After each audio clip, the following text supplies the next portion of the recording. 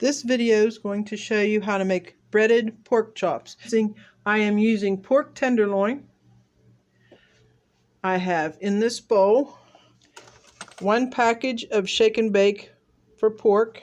It has 2 bags in it. Both bags are in the bowl. 3 cups of just plain breadcrumbs. And then in this bowl we have chicken broth. In this bowl I have 3 packs of pork gravy mix. I'm going to bread the pork chops like an assembly line. First we're going to use the chicken broth, then the pork gravy mix, and then the breadcrumbs. So you just dip your pork tenderloin in the chicken broth, then into the powdered gravy, then into the breadcrumbs, and then on your parchment lined cookie sheet.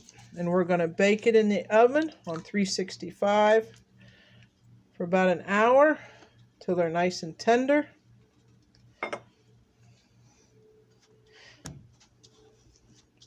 That's all you do. Just keep doing that till all your pork chops are done.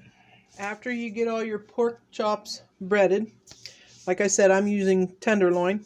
It's cut about 1 inch thick, and I have about 18 of them. And we're going to cover it with aluminum foil. You'll cover it with aluminum foil and put it in the oven. Our pork chops were in the oven for an hour and a half. They're so tender you can cut it with a fork.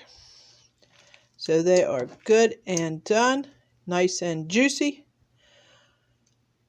I hope you like my recipe for breaded pork chops. Please like and subscribe to my channel. And I hope you try the recipe. Till next time.